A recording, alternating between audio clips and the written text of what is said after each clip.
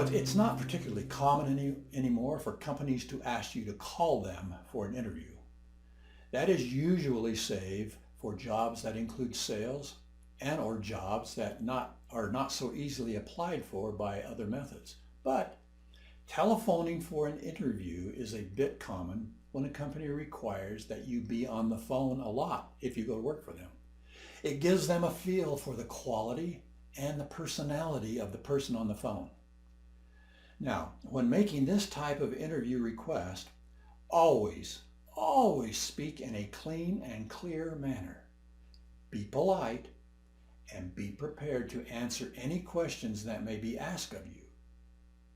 You might approach the telephone interview something like this. After you've sat up straight and maybe even had a mirror in front of you, you would go, "Hello, Mr. Brown. I'm Mike Sandal.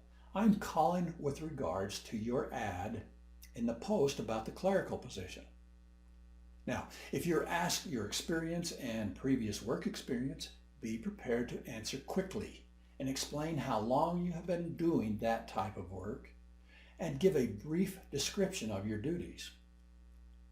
Now, in some circles, this is called your elevator pitch, as I referred to. You should be able to sum up your work experience in 30 seconds. Now, if the person on the other end of the line wants more, then they'll ask you. At this point, be prepared with a 2-minute response. I'm serious, time it out. Now, it's best if you are prone to nervousness to practice giving your responses to these questions that may be asked of you. A list of the most common questions will appear later in the course, so you can go over them and have an absolute precise answer for each one. You should practice your wording and the tone of voice that you plan to use. And try keeping your responses always as brief as possible, but with as much detail as you can. I know that sounds impossible, but you can do it. When you are trying to work out the proper responses to your interviewer's questions, you will also want to practice the art of getting your nerves under control, as well as ridding yourself of any other odd habits while talking, like expressing yourself with hands all over the place. See, the person on the other end of the line can't see your hands or your facial expressions for that matter. So learn to limit them.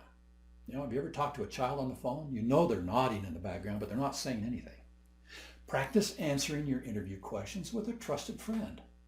Get his or her opinion about your delivery and gestures. Perhaps your friend will have some nice insights for you to use during the real interview, because they've probably been through interviews too, right?